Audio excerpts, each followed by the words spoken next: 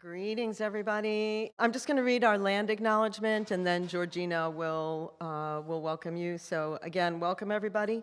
The MAC acknowledges that we operate on the ancestral lands of the people known as Pomo, Wapo, and Lake Miwok. Their descendants live here today. They are the past, present, and future stewards of this land.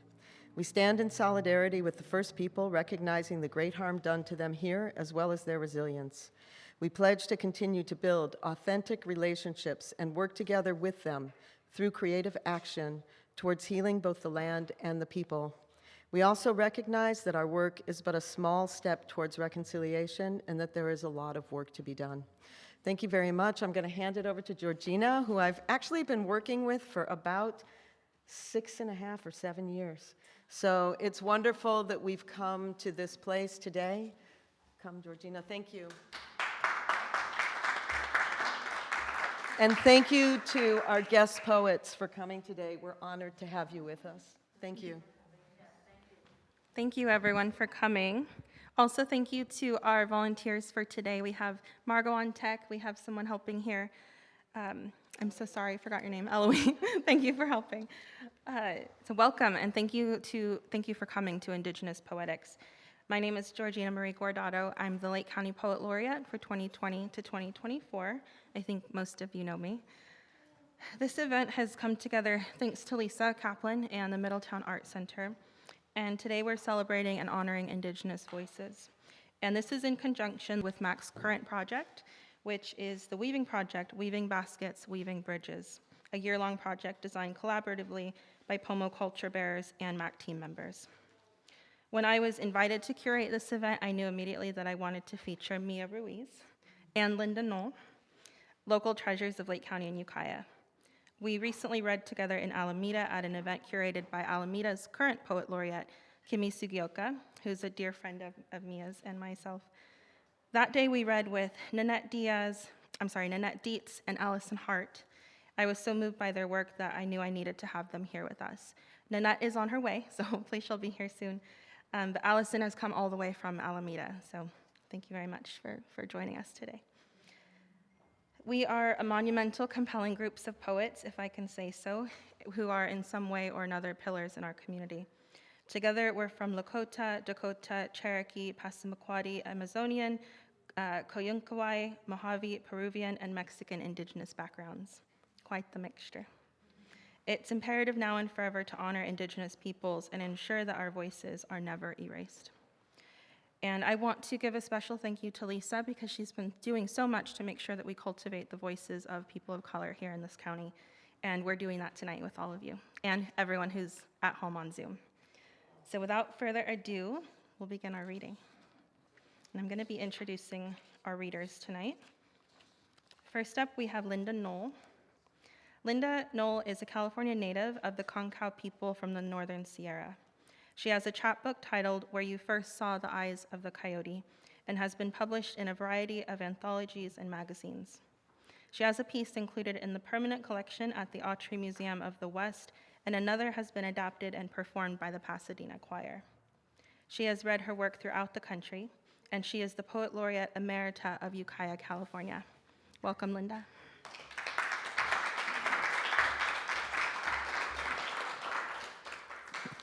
Pardon me while I adjust my brassiere.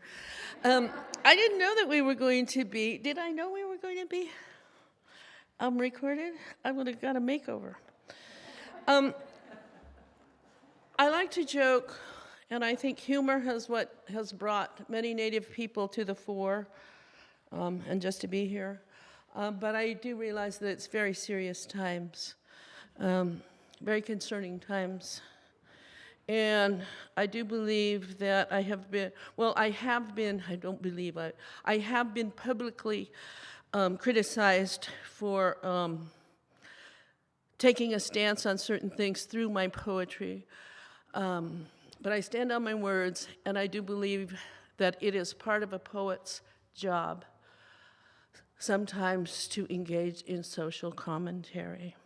So tonight, when I heard the word weave, I thought it was interesting because I'm going to weave some soft with some not so soft stuff.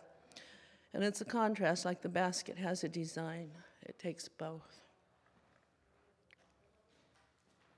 My nephew used to say, when I'd say, what should I do with my gum, he'd go, put it behind your ear. Old man fire. Old man fire, oh fire, oh fire. We revere, respect, need, and fear you.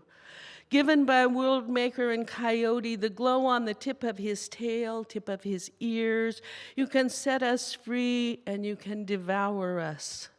Both warmth and cold slayer, beauty is deceptive as you warp and dirty sully the sky, your face aglow until distorted by growth fed by wind. You sing both a song of grand and destruction. O flame, old man fire, how you deceive, you turn any beauty into ash, linger in black. Like us, you need air to survive, must be fed. Your life, like ours, is not eternal. Oh, fire, old man, fire, oh, fire, flaming fire, fire, flaming, essential to life. You can and do take it away. Oh, flame within the womb, fire, moon, black bones on the ridgeline, skeletal limbs, crotch and trunk, black downslope stubble, scar, shadow. Oh, fire, who warms my home, who took my sister. Oh, fire, old man fire that burned our village. Circle inside our ceremony house, heaving monster, chasing, whirling, devouring, roaring. Fateful wind and spin, skirt of every color flapping, black boot. Oh, fire, we are not enemies. You take precious, sometimes everything, so we must combat to survive even after you depart. Landscape of someone's life stripped. Meadow of charcoal, ash afterward, broken glass and bent metal, gems in gray dust. Shiny black pill could take a lifetime to swallow. Oh, fire, oh, flame, oh, ash, oh, black, cinder, chalk smeared on skin, grateful for blue sky. I remember when, after the fires, it was so cool to have the sky blue again. Yeah. As I said, it's my job to write about my life as a California Indian, living in California. And if some of you aren't aware, but California Indians have a unique status. We have no treaties. We were certainly influenced by the Spanish with rancherias. Sometimes when you say rancherias, people are like, oh, then you must be Spanish. But I always say, who put the border there? Who drew that border? So anyway, I grew up in Willits in Mendocino County, and so that's often what I write about. Streets of Mendocino. They weren't cowboy boots, and the heel, precisely stacked, was more height than I preferred. But the well-cured leather shone both strength and suppleness through the streakless glass, luring tourists, which we were not. The boots were the color of a winter river or coffee softened by cream, and the off-season sale made the contoured cowhide even more attractive, accomplishing just what a shopkeeper's window display was meant to do. To the tourist, we were a rare attraction on the narrow village sidewalks. We couldn't pass for cigar store Indians decorating the neat row of storefronts that maintained the fishless fishing village. Fog suspended offshore, a violet shadow, a wave of its own, the water shifting, moon pull.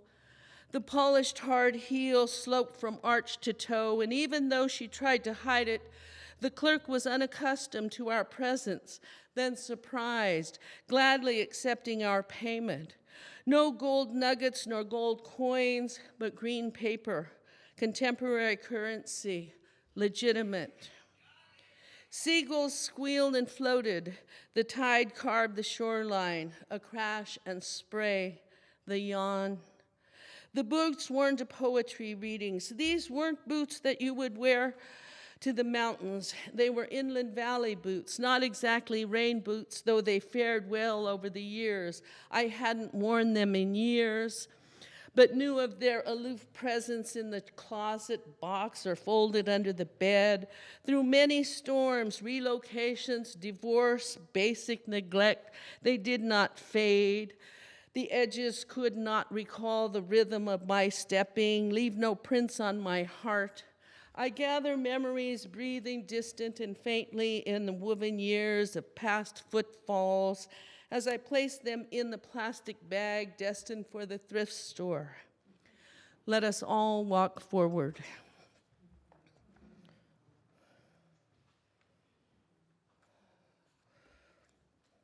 I have a friend who was the Poet Laureate of Ukiah, also Teresa Whitehill, and we were involved in the Haiku Festival in Ukiah. Ukiah spelled backward is haiku. So, for a long time I did a bunch of haiku, counting syllables, and that whole structure is questionable too. But so then I did a bunch of stuff that didn't go in that order. So she said, well, if they're not haiku, then maybe they're loku. So here's some loku. Stones like glass beads strung in a circle, marking your place in red earth. Revealing your moist red lace is not permission to devour the whole heart. Oh, cry song kept in the throat, a mountain river seeking freedom. Bloody dusk pressing your wound into blackness, a starless night. The depth of your eyes, a black shaft, slight flame. Midnight wind, waltz of sweet longing on your blackberry lips. Half moon reflection, mountain meadow, silhouettes dancing, ancient motion. Weeping stars, your moisture pocks his red earth heart.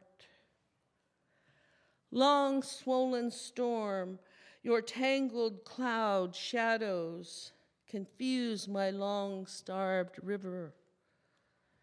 Half shadowed heart, black pulse echo. Presence lingers in dreams uninvited. And I wanted to tell him, get out of my dreams. Our ceremonial house is a roundhouse.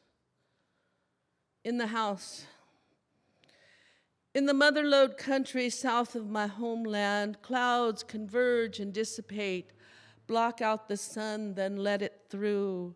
The roundhouse smokes, its mud floors mold around my feet, warmed by spirit, fed by fire of madrone.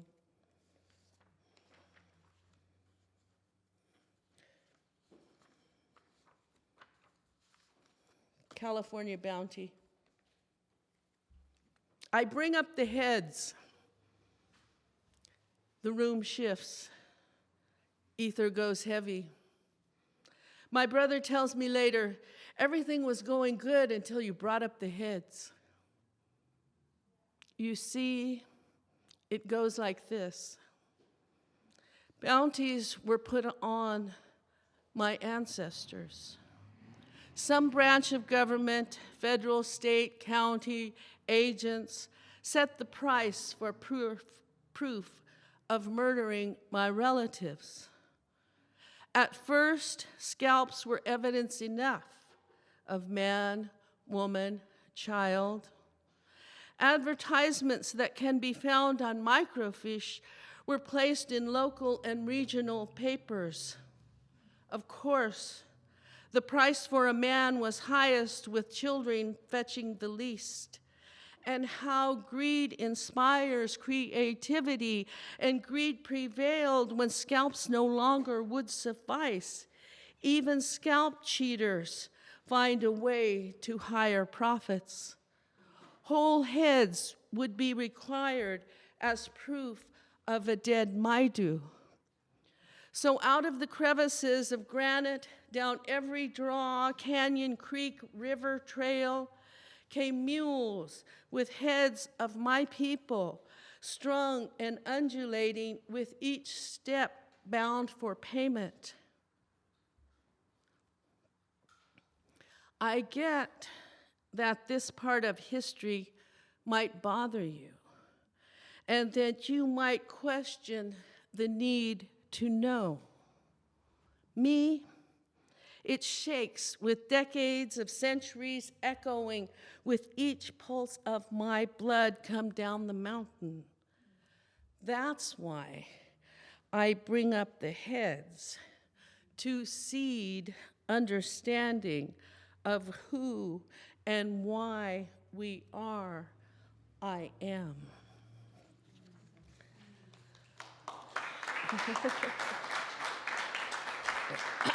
Thank you. Thank you. That's the first time I read that publicly. And I debated whether to do it. But when I think about what's going on in our country nationally, and you can't say this in school, you can't teach that and stuff, then I think I have to read this. You send no fish. No fish come my way, no silver leap or splash out of mountain snow melt, water, last wild river, virgin, evening wind cuts cross current, and I could dive in looking for gilled kin. Purple flowers are shadows shaking in wind. By 3 days gone, they will wilt. In 3 weeks, they will be dust on wind currents downriver. Only a bald eye would know. Buzzard floats above river. He does not get tangled in the gray hairs aloft in spring sky. She circles with her torn black cape. White ruffled edges flutter like ripples on a gentle river.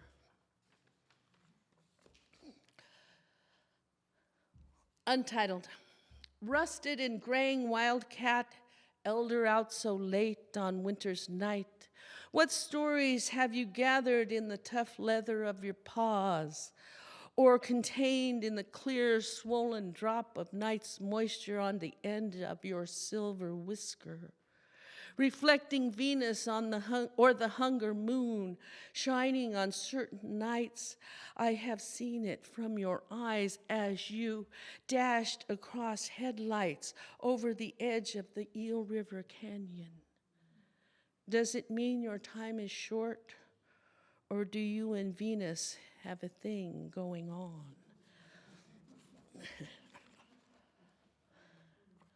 My mother spent several years in Round Valley. She was married to a man and then widowed there. So some of my work comes out of there. And I'm grateful for Round Valley. And I urge people to learn more about Round Valley and the Nome Cult Walk. Everybody knows about the Trail of Tears. Well, the Nome Cult Walk was our Trail of Tears, from Chico over to Round Valley.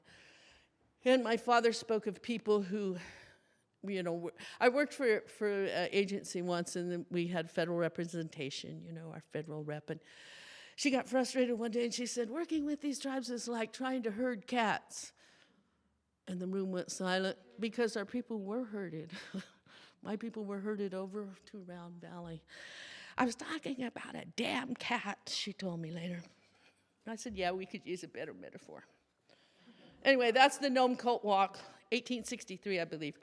Oh, but the thing is that my father would talk about people who were forced over there, but they made their way back.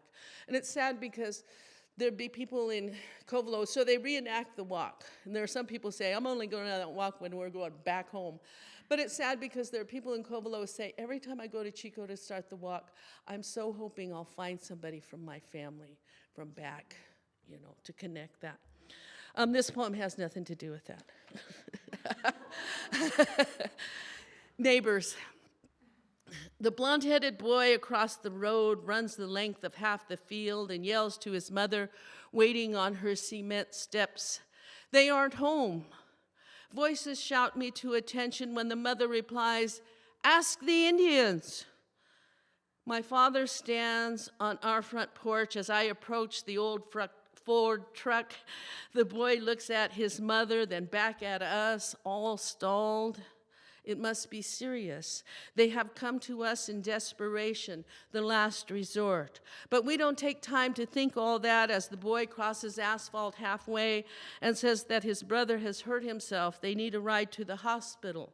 And we don't hesitate and haul the family and mother holding the flesh together of the child who has fallen on a canning jar. The gap is wide and long against the pale, lean chest. The hospital is cleansed with silence.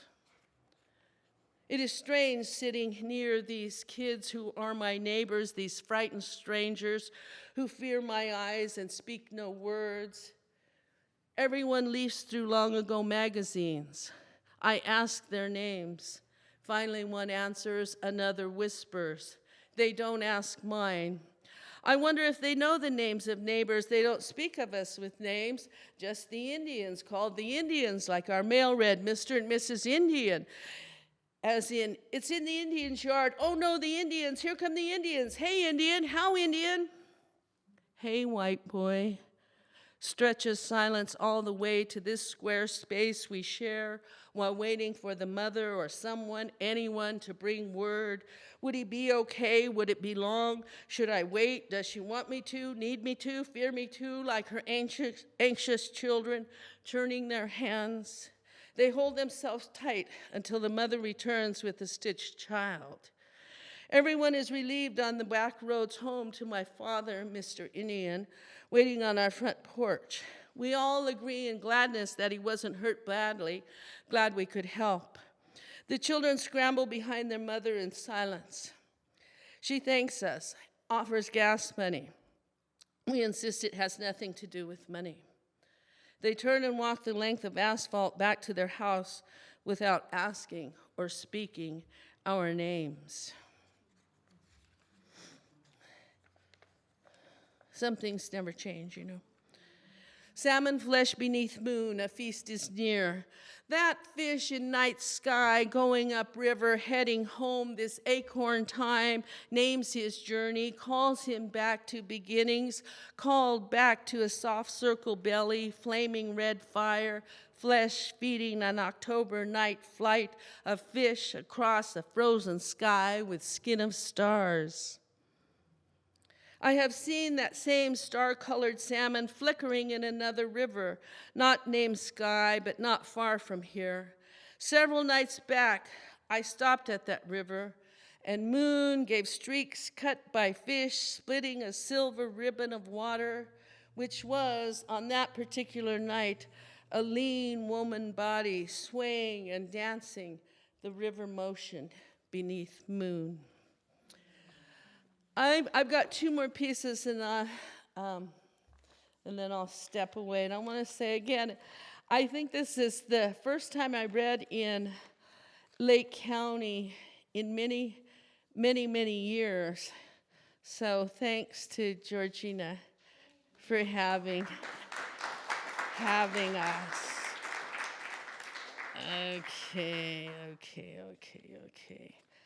Okay.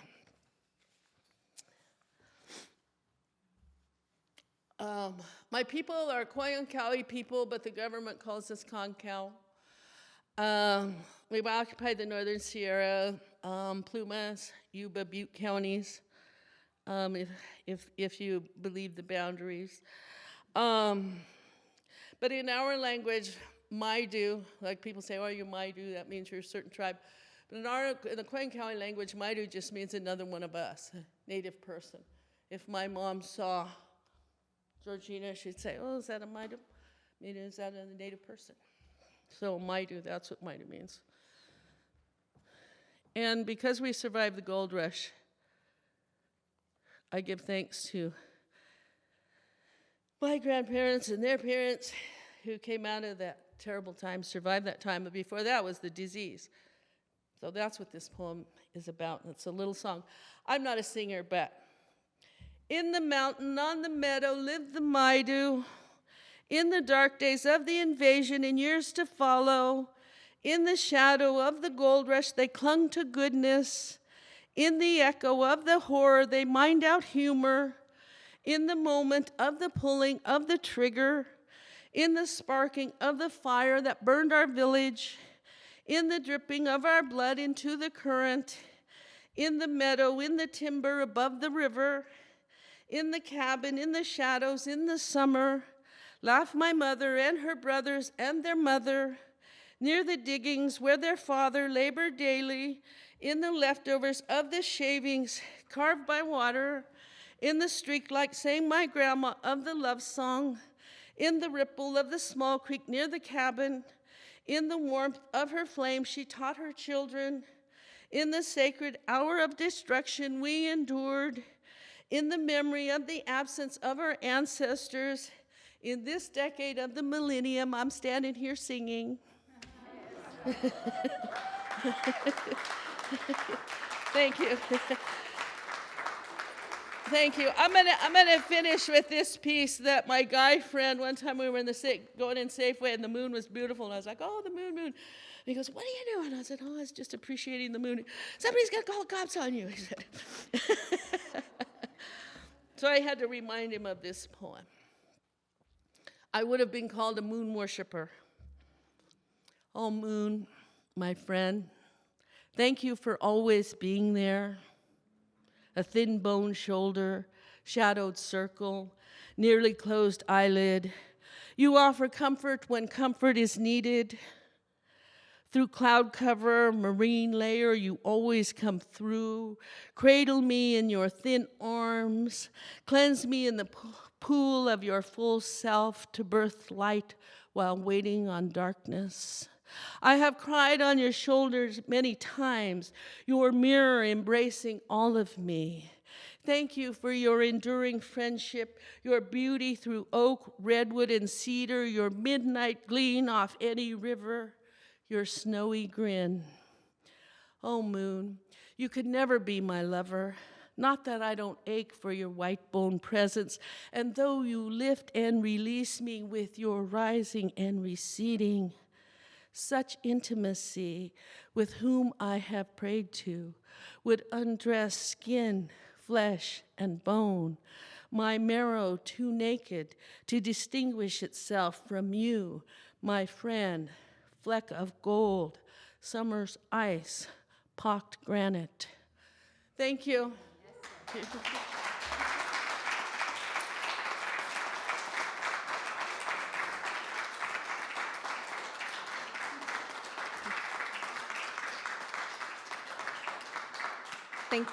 Thank you so much, Linda, for being here.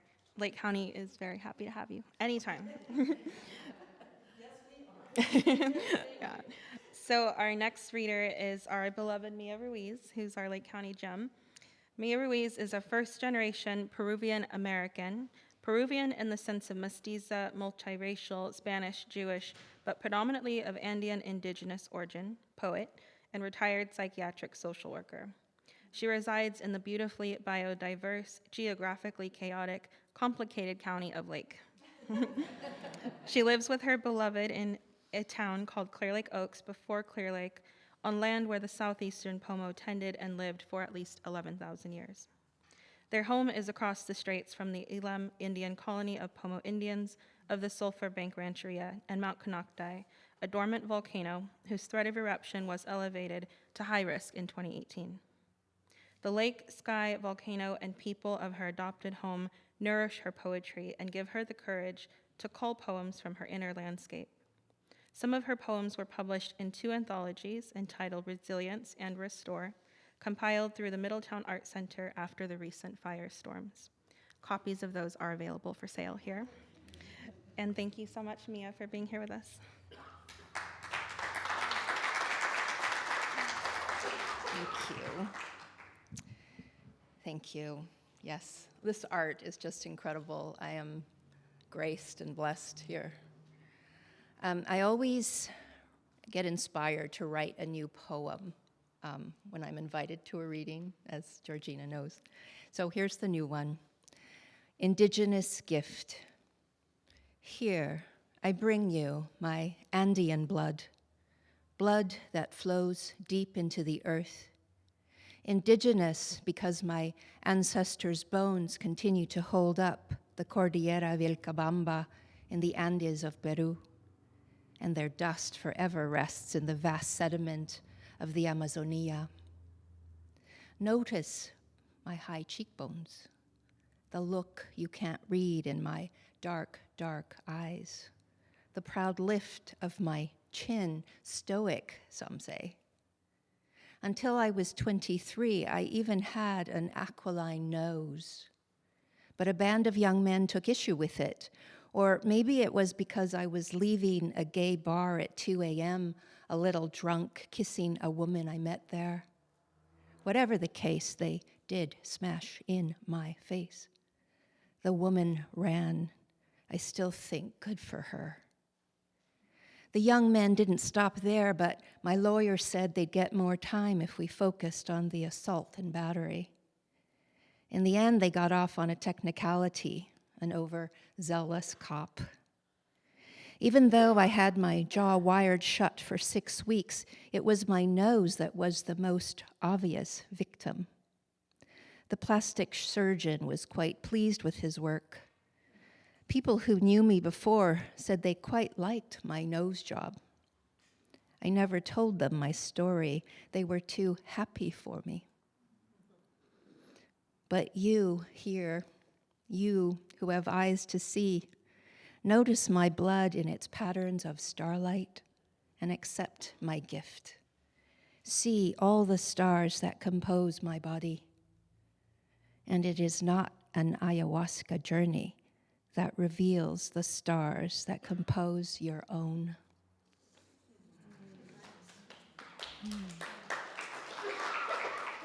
Thank you. So yes, this is from the beginning of what I know. I don't know much of the history of my family, but this is part of it. It began, 1. There is a place where the sky is so blue, it's the shade of love born and lost again and again. Los Andes del Peru, arid, yellow hills and dark blue shadows of mountains that disappear into the clouds. And when the wind blows, it is understood to be the breath of La Pachamama as she turns in her sleep, time measured by the soft rise and fall of her breast.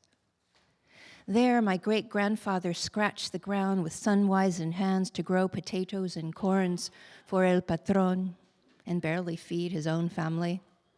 There, my grandfather, mi abuelito, was born to bear a load on his back, always El Patron or priest to tell him how lazy and dirty he was. There, the women, abuelitas, mamás, hermanas, worked as hard as their men, days dictated by the sun and wind and cold, but it was their home, and life was hard, and at the end of the month, always a fiesta to drink chicha, purple corn liquor, and dance to forget your sorrows, lost in the body of young love, huaynitos, songs so sad you wept as you danced and sang, but you danced and sang because life depended on it. Then the soldiers came, the usual men with guns from the country across the border, lines arbitrarily drawn, so same bloodlines, but mine, not yours, killing the fathers and sons who held hoes, not guns, and grandly raping the wives and daughters. My great-grandfather saw the smoke in the distance, fled with as many of his family as he could to the lowlands, entered the rainforest, and there found a new patron waiting. This one, a rubber baron, greed for a god, no priest, just a foreman, a company store, all these refugees looking for a way to feed what was left of their families, grateful for store credit and work, tapping the rubber trees.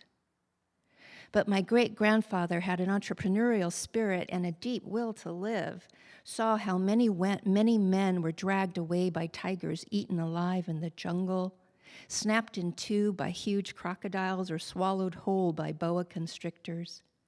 A new kind of terror, as the women wept and crossed themselves.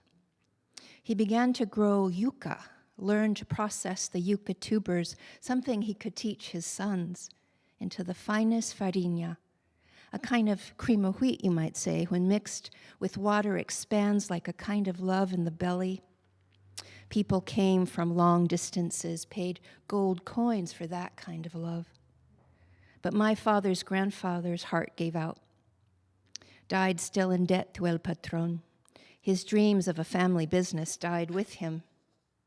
My father was born in Urimaguas, Peru, where Los Andes shadow danced with the rainforest in a house of stilts, no walls, palm frond roof, bamboo floor.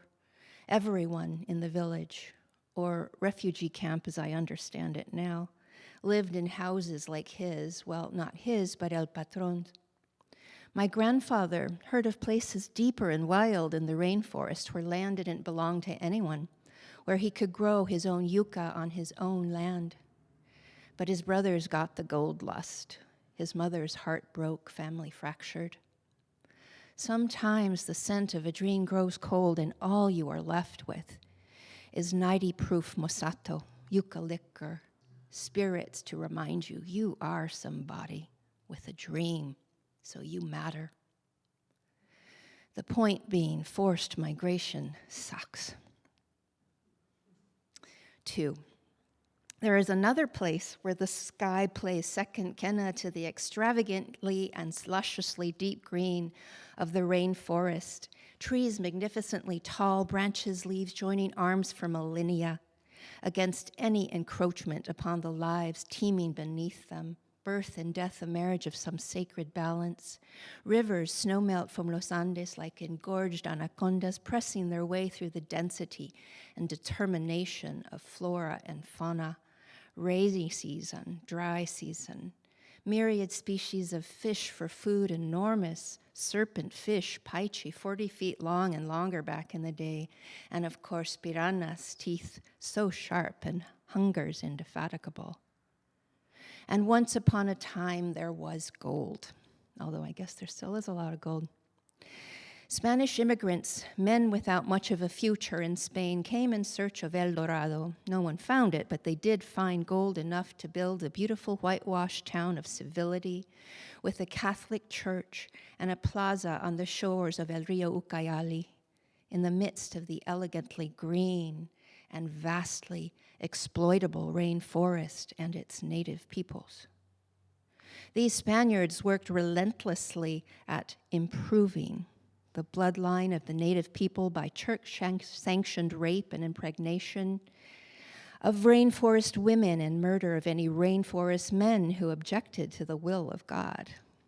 The children born of rape, a mixed race, el mestizaje, became a vastly exploitable generation born to serve their rapist fathers, Spanish wives, and siblings.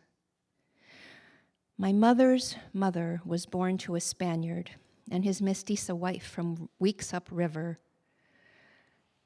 Being more Spanish, i.e. white, than native had its perks. Their daughter caught the eye of a dashing Spaniard out on one of his adventures. My mother's grandfather gratefully sent his daughter downriver with the best dowry he could pull together. Didn't know if she ever made it. The river and God could be capricious. My grandmother, mi abuelita, did make it to her new life. Bore her debauched Spaniard husband 3 strapping sons with telltale wavy hair, 1 with clear blue-green eyes, and 5 fair-complexioned, dark-eyed daughters, my mother being the youngest. Mi abuelita raised many of his abandoned children from other women. Her heart gave out when my mother was 6 years old. My mother left orphaned because her father was gallant and hell-bent on doing God's work. He died an old man in his late 80s, having lived off the spoils of his privilege, having lived the dream. In other words, some immigrants make out okay. Sigh. So this is a story of, I asked Rosie and Bill, my parents, once, how they got here. I mean, where was the seed of that? And I came up with this poem called Miracle of the Imagination. 1, he was 9 years old Hair black, coarse, straight, light brown eyes, skin the wrong side of dark, un indio. A woven strap across his forehead, struggling to carry on his small back his own weight in una rama de plátanos, a branch of plantains. Walking the sweltering miles to El Rio Amazona, where there to take a canoe, then walk further still through the muck and mud of the open market, where people would pay pennies for his entire load. The strap cut into his skin, sweat and blood, as he watched his alcoholic father's broken body ahead on the trail with his own pitiless burden. The boy thought to himself, Esta miseria termina. This misery ends with me. 2. She was 11 years old, brown hair whipping the fair skin of her face, la pucacha, cheeks always red with all her efforts at staying alive, fierce dark brown eyes squinting as she maneuvered a tiny canoe on the Ucayali River, with her 14-year-old sister, Conchita, in the middle of a tropical storm, pulling her oar over and over through the tumult, her arms and sister screaming as she thought to herself, Otra vida nos espera. Another life waits for us. And in a miracle of the imagination, made it to the dock just in time for Conchita to leave on the riverboat, headed for the great not here. No more days without food or rapists for brothers-in-law. They didn't see each other again for 30 years, but she made it out. I know, because I'm here. Thank you. So this is kind of a bookend to that. So beautiful. Hair sparse and white, skin weathered, deep brown, a body that has taken its blows, still taut, but a bit unsteady after 90 years of staring down the sun, light-browned eyes brimming with tears. My father remembers, tan hermosa, so beautiful, the way she looked at him by daybreak after their first night together in America del Norte. Her love, a decision she made as the words he wrote her in his letters, made the fragile migration of butterflies across her heart. Even when it turned out he wasn't the man from his letters, except in moments a beautiful, fleet-footed creature whose shadow she would watch disappear as his face hardened into the day. El indio, proud and despised, y la huérfana, the disposable orphan with the skin of an angel, the ones no one wanted, two broken shards pieced together with the belief that between them, someday, they would have wing enough to escape the secret fear and loathing they were both suckled on. He betrayed her after she gave him her everything, offered up one dead son and 2 daughters, and still he came to their bed every night with his own pitiable need. Afterwards, after he pushed off her and clutched his nightmares, she would feel where he had been and feel the rivers, Ucayali, Nanay, Las Amazonas, that flowed between them, and forgive him again and again. He helps her, my mother, 87 years old, put on her socks and shoes, rubs liniment on her knees and shoulders to brave the pain of the day, peels and cores her apple, carefully cuts it into 6 pieces, watches her fall asleep in her chair until he too falls asleep. Into a dream they both share. He takes his young, fair wife on a snow picnic in a country where he can finally be the man she believes him to be. February in the blue mountains. It was so beautiful how they held hands and laughed together beneath a winter sun as the snowflakes, purest white, alit on their dark, dark hair. Okay, so I got to meet these two wonderful poets in Alameda last month, I guess it was. They're renaming one of the parks in Alameda after the Chochenyo people of that land, which is happening a lot. I'm not quite sure what it all means, but nevertheless, it was a happening, a beautiful happening. This is called Mother. 1. We are here again. Our bodies formed through great effort, Stalin stars, meteors exploded, volcanoes and glaciers collided, great trees felled. To claim our wounded, our broken, our dying, our dead daughters and sons. We whisper their names, tender the heart that beats in perpetuity, scatter their dreams and memories to the 4 directions, and the last atom of their each and every dying breath enters ever after each newborn child, creature, and flora, begins their life with our atoms in their first gasp of air, wail and whimper trembling towards the sun. We are crazed with love, exterminated and reborn, also in perpetuity. 2. The mist-cast moon and spring-clear sun nod to each other in passing. Even as you slip through the holes in my embrace, I loved the emptiness that held you. Once I knew I could protect you from others' demons, from your own, from mine. And I did for a time, lay my body down for you in the rolling hills, the jagged peaks, the valleys and deserts, the forests and plains, my oceans and rivers spilled for you.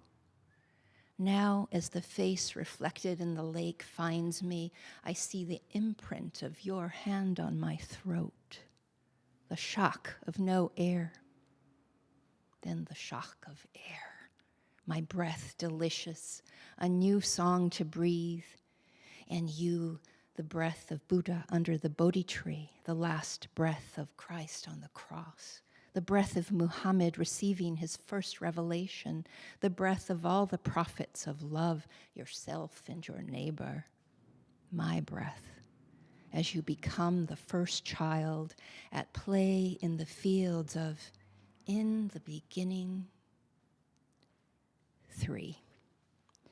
Somewhere the clouds that hold the rain are holding their breath, not enough trees to pull their hearts wide open, not enough lusty turmoil in the aquifer to quicken the machinations of the moon. Hold your breath with eyes tight shut, and sooner or later you will see the first stars emerge from behind the veil of the Milky Way. Breathe in deeper and longer, until you become the firmament herself, until you become a bird, your beak agape with thirst. Taste the ubiquitous sand, throat cracked and dry. The dust of the past forms a mirage of lush primeval forests and still deep ponds of clear, cool water. Bring it to your lips with cupped hands. Drink great draughts of it as it spills from your bursting mouth, your body soaked in the glorious abundance. Fall on your knees and weep at long last.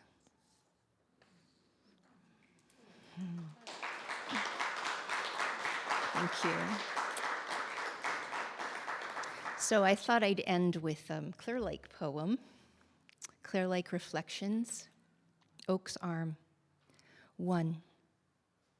Slate green waters flow, a ritual of 12,000 years, more or less, crest into myriad white caps across the surface, my 58 years, this window of time. 2. It's what lies beneath the surface that unsettles me, a history of cataclysm, magma, lava flow, a lake bed born of molten rock and rift valleys, crust fractured by Earth's upheavals into intricate fault lines and patterns. A map, perhaps, or a truth, like the one etched in the palm of my hand. 3. This lake is not clear at all. Instead, green algae and tiny, delicate flotillas teem its waters, with primeval cyanobacteria bloom and die, spring to late summer, not beautiful or fragrant, but instead a living, turbid body of water seeking balance, rich and rife with all manner of life able to keep secrets. 4. Mirrored on the lake today, a stand of cumulus clouds, white pelican in fluid cadence and a solitary gull at play in a thermal. Across the water from where I stand, Rattlesnake Island, sacred to the Pomo, people who have defied geologic time and more. If you listen closely, you can hear the waves press the shore for memory.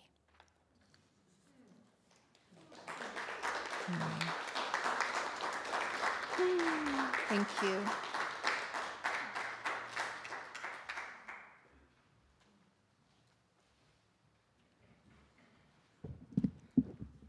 I'm the short one in the group. Thank you so much, Mia. That was incredible. So I'm going to read the next one. And I wanted to say a couple more things about myself for those who are not so familiar with me. In addition to being the county's poet laureate, I'm the first Mexican-American poet laureate in this county. I'm also of Mojave descent, German as well, and most recently I found out I'm of Irish descent. Last year, I was selected as a Poets Laureate Fellow with the Academy of American Poets, which was quite incredible.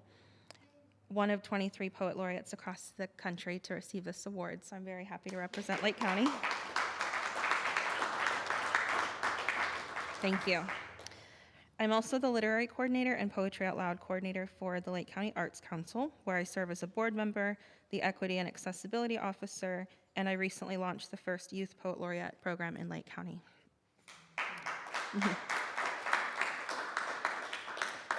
My mission at the Lake County Arts Council is to increase diversity, inclusion, and representation throughout the organization, following the incredible work that MAC has done to bring people of color to the forefront of our community.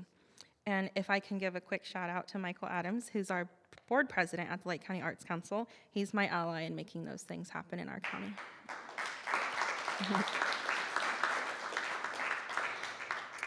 One last thing, I also co-curated the 2 chapbooks I mentioned earlier, Restore and Resilience, which are here for sale. So if you purchase a copy tonight, you can have Mia and I sign them for you. Thank you for modeling, Lisa. So I'm going to share some of my work. And I just want to, again, thank the poets for being here tonight. And one thing that Linda said is when you're a poet, especially one of Indigenous background, you tend to have social commentary, and that's really become sort of natural for me as I took on the role of Poet Laureate and became somewhat of a public figure. And I started ruffling some feathers in the county. Not everyone likes the topics that sometimes we might bring up as people of color. So some of my work tonight expresses that. However, this first poem is dedicated to the murdered and missing Indigenous women in our country. A bitter wind. Girl, woman, two-spirit. A bitter wind whisks away bodies upon bodies. Where do they go? The remains of 215 children buried in an unmarked grave at Kamloops Indian Residential School. One appears to be a child who died as young as 3. Chief Casimir says the bodies found so far appeared to be buried in a separate unmarked burial site that are, to our knowledge, also undocumented. 5,712 cases of missing American Indian and Alaska Native women and girls in 2016. 2,306 missing Native American women and girls in the U.S. in 2020. The U.S. Department of Justice only reports 228 of those cases. Nearly 60% of the cases are homicides. 31% involve girls 18 and younger. I remember me at 17, young brown girl walking alone, Highway 29, Pomo Reservation. A middle-aged man attempted to lure me into his dirty white pickup truck. I could have been one of the missing. Not one woman identified Native is safe from this. There is no bitter wind, only sharp human action, acerbic, forthright, stealing souls in the night or shamelessly in the blinding daylight. I find their spirits in my thoughts. In burning sage and copal, I imagine their spirits lifting up in the smoke, settling into the corners of my safest haven. No red violence smeared across their faces, no last breaths taken, no fear to land in a place beyond found.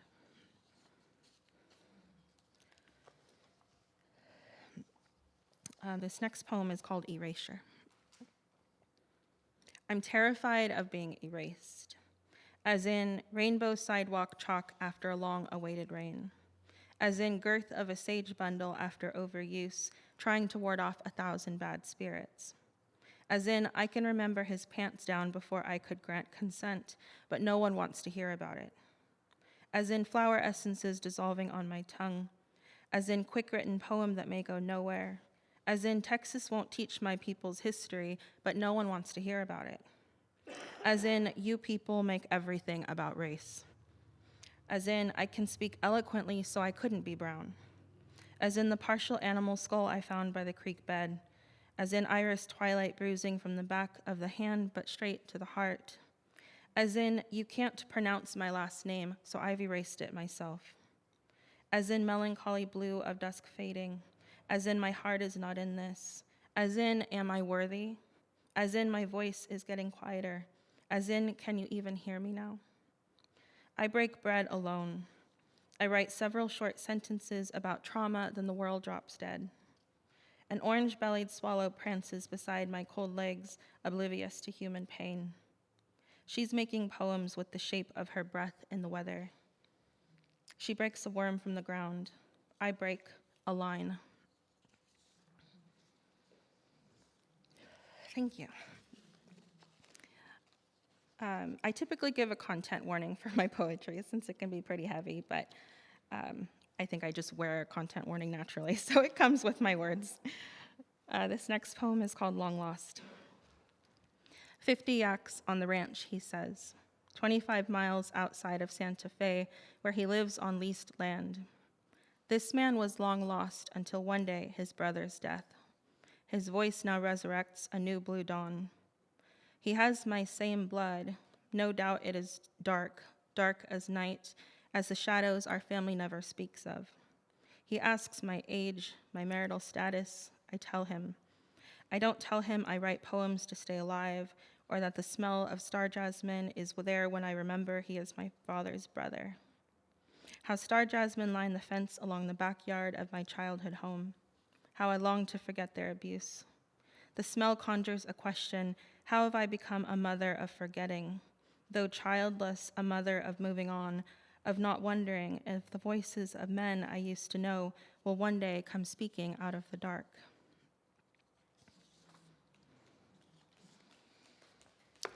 Thank you. I know you never know quite what to do when a poet is done reading, so you can clap, you can snap your fingers, you can use jazz hands, whatever you'd like.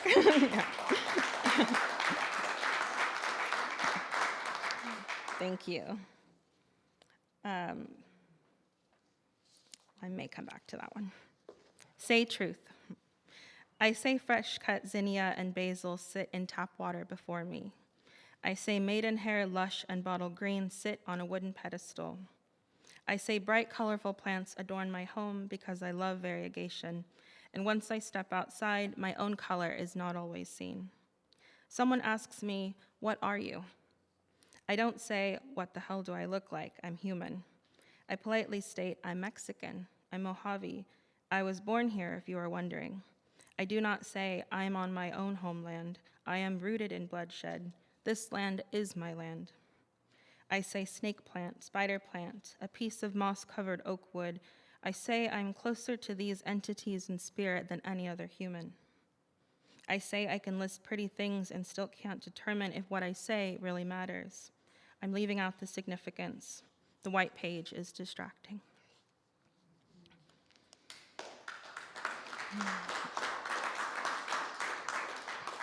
Thank you.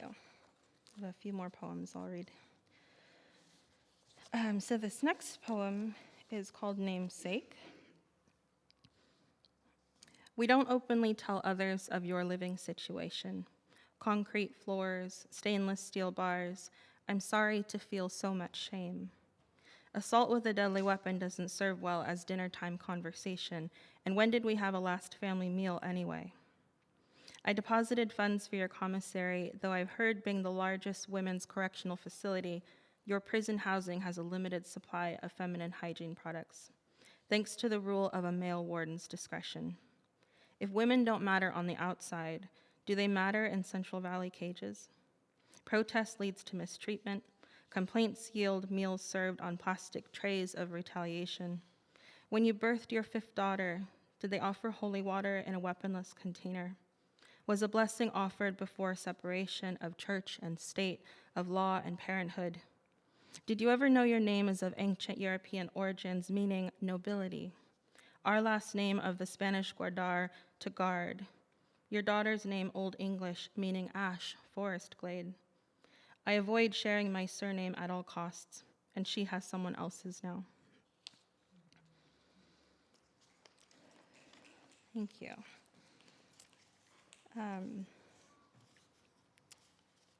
My mom is here tonight, I should say. And it's kind of funny. Linda and I had met as poets, not knowing that she actually knew my mother. So it's great to have them both here tonight, which is why I'm kind of avoiding one of my poems. So I'm going to go to this one next. Poem for Forgiveness. 1. I lit the end of lemon bean earth tea, the spark directing a flash of light across my mud-brown eyes. Don't tell me I am any less for this. Sister says, you think you're high and mighty. Says, I never hurt you. For the love of God and all things good, do not tell me not to feel. All I am are feelings. All I am is resin secreting to protect my limbs. I am running out of it. Sister says, I don't have to forgive you, but you need to forgive me. 2. My body was built in 1988. It could be said others owned the property for 27 years. The grounds treated with snail killer and unpurified water until self-made renovations tore out the stucco walls, replaced them with greenery. The faucets dripping with flower essences, the bathtub lined with saffron and rose petals, years of normal wear and tear from antidepressants, acidic remnants from nervousness thrown out. The former inhabitants can't say they're proud. They would have preferred I torn down the whole damn thing, but they don't have to live here. 3. Sister says, I don't know anything about this. Says, it's beside the point. I say, blood is not thicker than acknowledgement.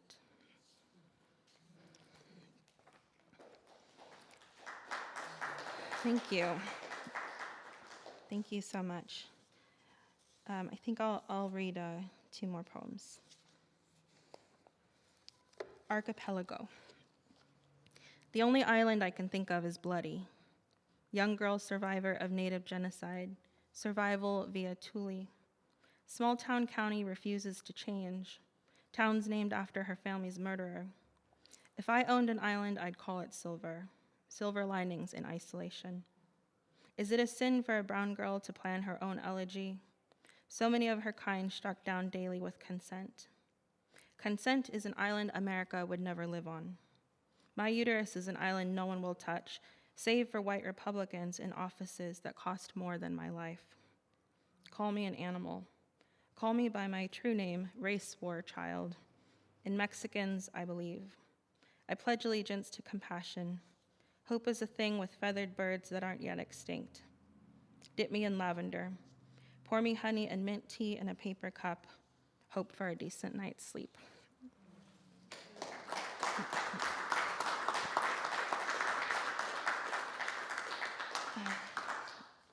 So I'm going to end with this poem. And most of you that I know here know I'm a dog lover. My dogs are a huge part of my life. So I've mixed them in with this poem. Yeah, thanks for clap for dogs, yeah. Other. Year after year, day after day, seconds after seconds. Canines multiply like rabbits in a springtime frenzy. 2 of them have found their way on my now saliva-lined sofa. Sleeping soundly, sighing softly as they inhale safety and exhale their worry in the comfort of their stable home. She, named after an African country, Kenya, motherland, for her strength. He, named after a seminal word, Miko, chief, ruler of my heart. Both breeds considered a threat. The Mexican-born German in her, the fight in him, all existing in me. My Mexican genes seen as a threat to America, home of the brave and the drug-sniffing Latinx. The underdogs we all are, human, animal. I see these big magical beings as holy, like I see my brown skin, a reflection of earth, of soil, of how we are all multiplied in this world. How we start out as cells and blood, and there is no brownness or whiteness or fear in the beginning. How we all enter this world to a first breath as science, as magic. How some of us go from there to needing to be rescued, from being discarded as nothings, as others. How we then rescue each other. Thank you.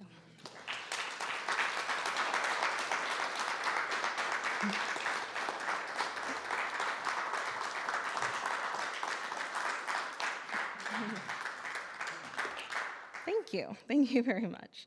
So we have one last reader. We were expecting one other, but we're gonna adapt. So once we finish, I would encourage you to take a look at the current exhibit because it's amazing. This backdrop is amazing. It's gorgeous.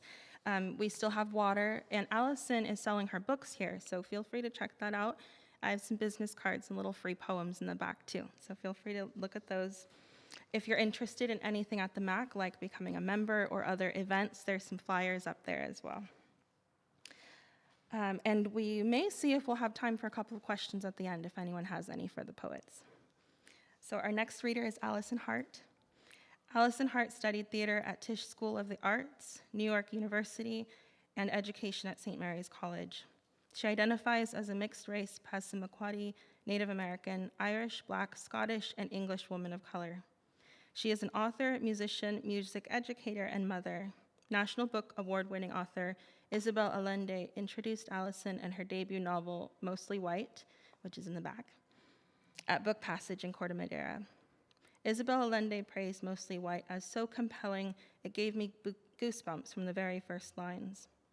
Other works include a poetry collection, Temp Words.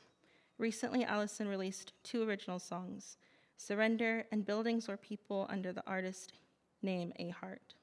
Recordings are available on all streaming platforms. Hart is currently working on her second novel.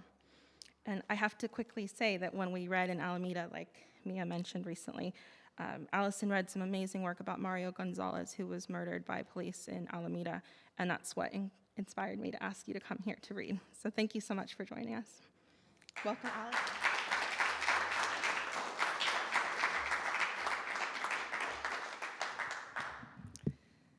I'm so honored to be, oh no, I'm going to start crying. Turn off the camera. No, I'm honored to be in an Indigenous space. It means so much to me. It means so much to my family. And history is personal.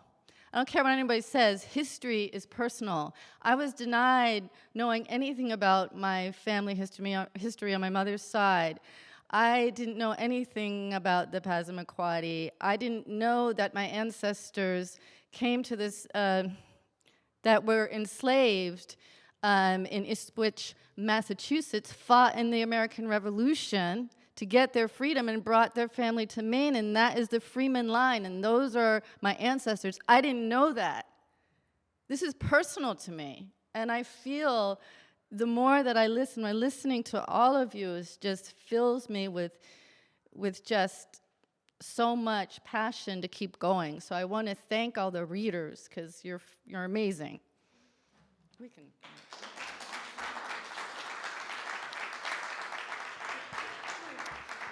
I'm dedicating this to my mother, Mary Helen Terrell. She was a poet. My last poem is going to be one of hers. She survived her childhood, and that's what she did. And she did not want to write about it. So I decided that I was going to write about my ancestors and find out. And if I didn't know anything about them, that I was going to imagine it. And I was going to do the research necessary, the historical research for my first novel, Mostly White. I just want to say Walewan, Kichini West, Gajinawuk, all my relations, thank you. This is for my mom. And this poem, I've been thinking about her because her birthday was Wednesday. And this is a poem called Cull. I've been enjoying my peace, relaxation, even boredom, culling it like precious stones to hold for those days of excitement, crowded conversations, even fear. This pause, longed for pause, fought for pause, a limbic brain rest, a generational reprieve from flight, fright, float, freeze, fight. What your mother went through was much worse than what Alison wrote in that book my aunt in Maine told my sister. And I will never tell you the details. My sister didn't press her. She replied, we knew. We all knew Mom went through, what she went through was bad. We all felt it. My mother wound herself up tight so as not to spill over any hardship to us. Consequently, silence speaks louder than any words. Her grief, caution, grace, and unspoken rage, a generational interchange, interest rates high, recovery a lifetime.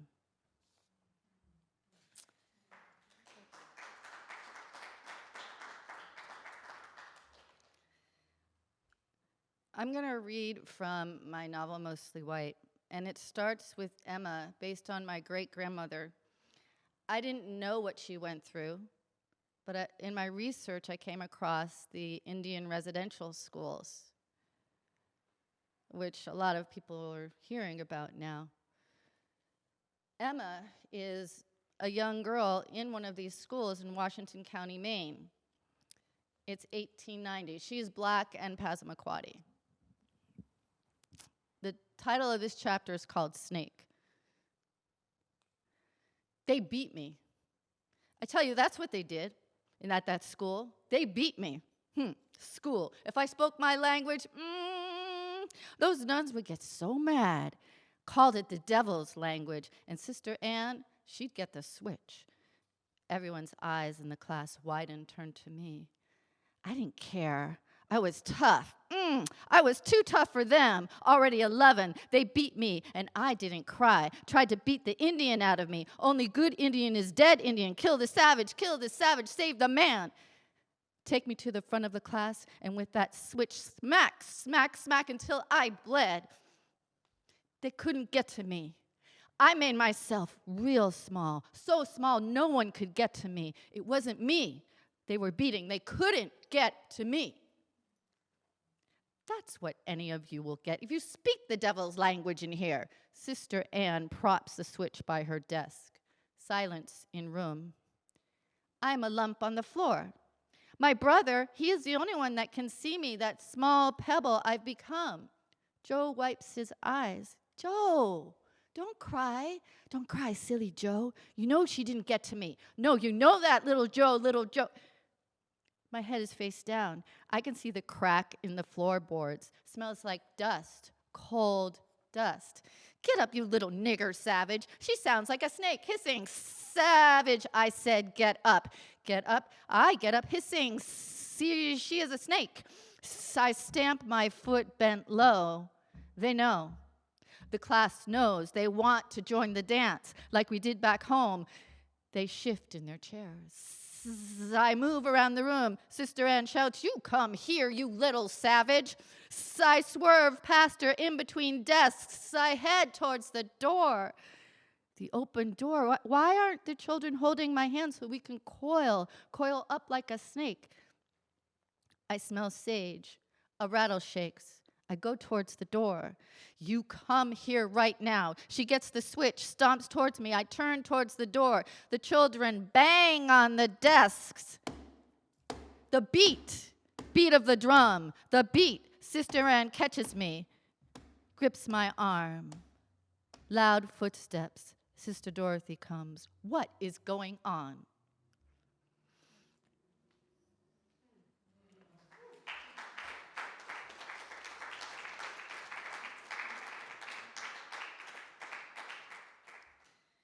I should have given you a warning about content. My apologies. Okay. So then I think I'll read a little bit about Margaret. This would be Margaret's grandmother. And it is now in Portland, Maine, 1941. Her mom is alcoholic, and her father is a black man who is sort of had enough. So she's witnessing the breakup. This is called Silver Cups. This is Margaret. I remember the song playing on the radio when my father left. The bells are ringing for me and my gal. My mother screaming at him in rage. The twins in saggy diapers crying, holding onto the edge of the crib. I stand next to them with eyes wide. My father, tall, black, and elegant. That's it, Delia, that's it. I am not going through this again. He reaches for his hat by the door. Mother in a white slip holds a drink, swaying as she walks. You can't leave me. You can't leave me here. I stopped singing for you, made these babies. I could have toured with the great Ellington that night, but I chose you. You. She drops her drink, falls to the floor, and hugs his leg like I wanted to, just like I wanted to. Oh, no, Daddy, please don't go. Don't leave me, Henry. Don't leave me. The children, what about the children, Henry? You don't cook. You don't clean. This place is a dump. You just drink. You're washed up. He shakes his leg like he is shaking off a horrid creature. My mother falls to the floor. You can't leave me. You can't leave me, Henry. Henry, you can't leave. My father's face is calm and in control. Now, Margaret, you take care of these boys. He nods his head, puts on his hat, and leaves. Mother throws her glass at the door. You bastard, you're all alike, you're all alike. Glass shatters, door shut. Father gone, twins crying, saggy diapers. I am 5. My mother scans the room. I cower. It was you, Margaret. He left because of you, because you are a bad, ugly girl. She staggers after me. I run and hide under the couch. You come here. She grabs for my limbs. I hide way in the back of the couch and press against the wall. Across the room, the twins wail so loud enough to get her attention. Shut up, she gets up. Shut up. She runs to them, and I quickly roll out from under the couch. My mother lifts her hand to smack them. I stand between her and the crib, as tall as I can be, and she smacks me so hard again, and shut up, until she is a pile on the floor again. The white slip, the shattered glass, the twins whimpering now, the radio still playing. The bells are ringing for me and my guy. In between my mother's cries, I can still decipher the melody. That's my mommy. Okay. Thank you. What am I doing next? Thank you. Okay, so I live in the Bay Area, Alameda, and I was inspired by Jericho Brown's duplex poetry form. This is my gentrification poem. It's called Beyond Fences. This body called home, yank out fence posts, honor 4 directions. What 4 walls bring security waves can't rush? Feet in sand, facing Yamaya. Sun, wind on face, standing on edge of a circle. I long for a duplex. Duplicitous bidding, got $1 million plus? Flip, flap, flop, this building is my God, America's God from the onset. In the 90s, there weren't tent cities in the Bay Area. Colonization recreates itself on city pavement. The Ellis acts to protect property at all cost, the cost of America's poisonous mythology. Beyond fences, this body called home.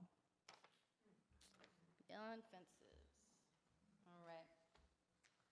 So, I will read a poem that I did write about Mario Gonzalez. The Aztec dancers came from LA, the spot that he was murdered in Alameda, and I was there. I was at the ceremony. They came and they danced and they prayed right on the spot that he was killed by the police. And then we stood in a circle, and they gave us flowers, and everyone shared. Everyone got to share. So this poem is based on that. It's called Ceremony.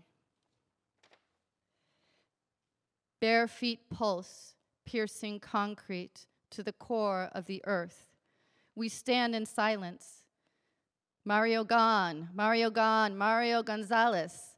Shells rattle.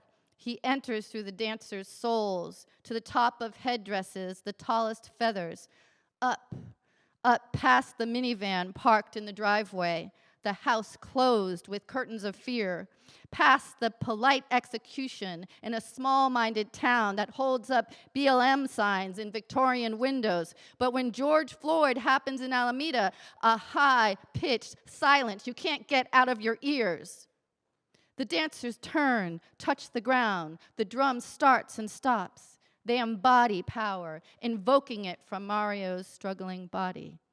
Neon back, gasping for breath. We're going to take care of you, buddy. Pressed. If he were white, they would have taken him to Burger King. He rises, and what is left is a circle of heart-minded people transformed in humility, connected to humanity, receiving the flowers.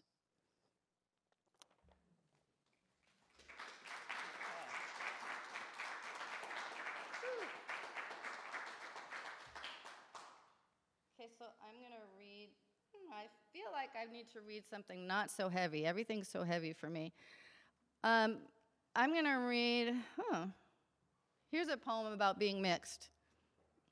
Mixed is holding the illusion of race, being an embodiment of enemies, a vessel to hold the tension of dualism created by racism. Wanting to be lighter, wanting to be darker, wanting straight hair, wanting curly hair, being a bridge for everybody else, looking for a bridge for yourself, being your own bridge, loving yourself, hating yourself, being a Buddhist, waving no flag.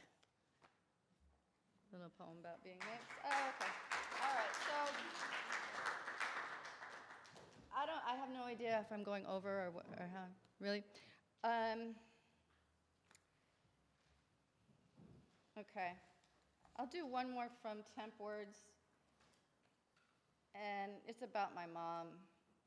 She was in hospice, and she passed away in 2010. Okay, so this is called Flight.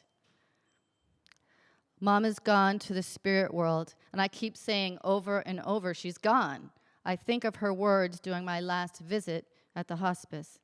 I'm a wreck. Will you please help me get up? Let it go. Oh, well, will you please help me get up? I meditated with her, breathing in calm, out peace.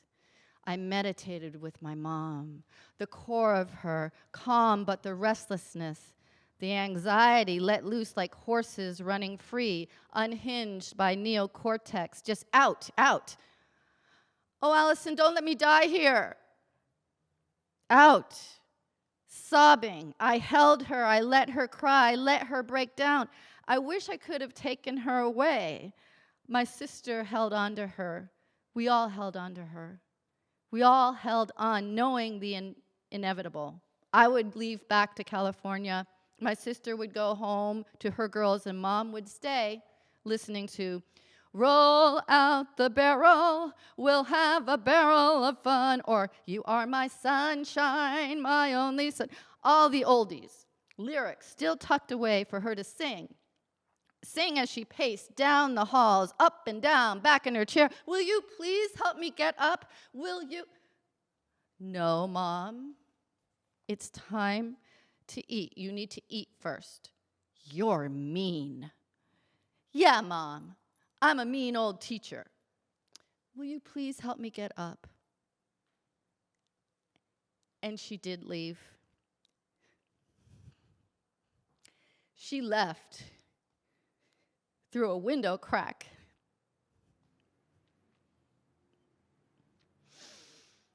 Escaped the walls as the oldies songs vibrated in the chest of the residents. She left as the TV blared another old-time classic movie, as people paced the halls, moaned, wondering when their time would come. She left.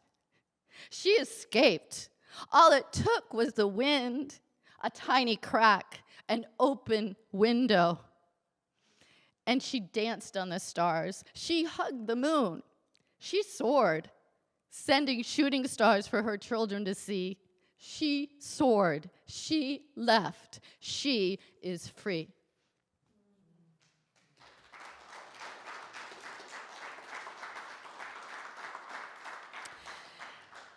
Mothers are epic. And my mother will always be. This is her poem from Places of Vision and Dreams, published in 1998, I believe. And here's one. I'm a poet because she was a poet. I'm a writer because she was a writer. I care about people because she cared about people. My spirit calls me to enter into the silent white light of timelessness, to close my eyes and drift away from the sound of rolling wheels, the rubbing legs of the cricket, the static whine of cicadas, and the trilling of the flute over the radio. Still, my skin feels the cool hand of the summer breeze stroke my forehead. I watch a turtle crawling across the field with the blazing sun reflected on its shell, dry grass sticking to its moist, jagged tail, and the ancient, wrinkled head raised to sniff the air. Then I open my hands and fly. Thank you so much. Thank you, Georgina. Thank you, Middletown Art Center. Thank you so much.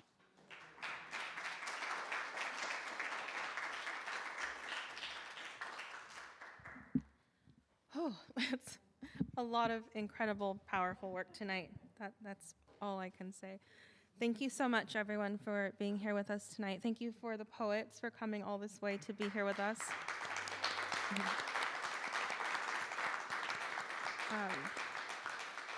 And always and forever, thank you to Lisa for being here, for letting us be here.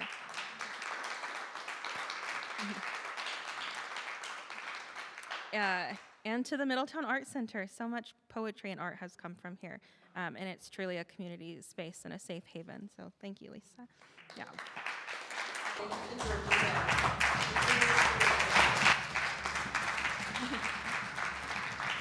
Thank you so much again for coming.